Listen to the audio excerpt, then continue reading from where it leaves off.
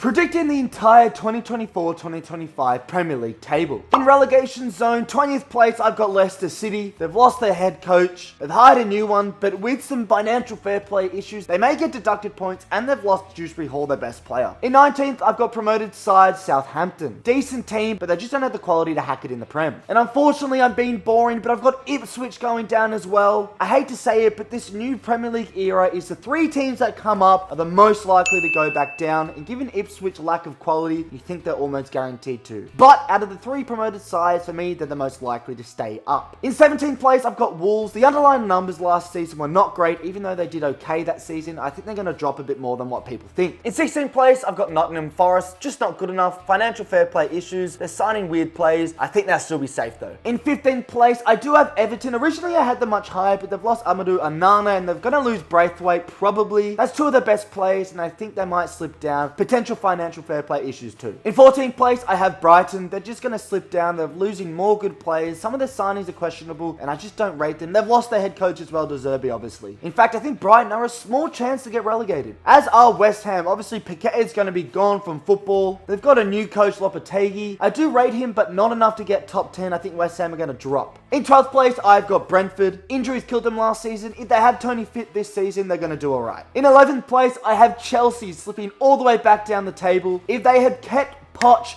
I would have put them top 4. But they've ditched Poch and hired a manager who got relegated with Palermo, I think. And even though they got promoted with Leicester, that Leicester City championship team was one of the best championship teams you will ever see in terms of quality. I mean, he was a guarantee to get them up. And Chelsea are still losing more experienced players, and they're still buying young players, and there's just no leadership. I think they're going to slip back down to shit. In 10th place, I've got Fulham. Mid-table club, I think they'll do a little bit better. They're always a bit of a wild card, to be honest. In 9th place, I have Tottenham Hotspur. You think the injuries will stop? They won't, because this is Ange Postecoglou football, and this style of football he plays leads to injuries. They also have Europe this season, so I think they're going to struggle a little bit. He might get found out a bit too big, Ange, and that's why they're dropping down to 9th. In 8th place, I have Crystal Palace. Yes, they have sold some star talent, including Michael Olise, but if they keep Eze and Wharton, and if they keep Guehi especially, that team is bound for a top 8 finish. And I can't believe I'm saying this. In 7th, I have got the Bournemouth Football Club. Holy fuck. Iraola is cooking a different sauce at Bournemouth. The Spanish mastermind is the next big candidate for City for me. Outstanding football they play, and if they just get the start of the season correct this season, they are on track for European football. In 6th place, I have Aston Villa. I think they're going to struggle a little bit with Champions League, but I still think they'll make European spots in 6th. In 5th place, I have Arne's slots Liverpool. I do think they'll stay towards the top, but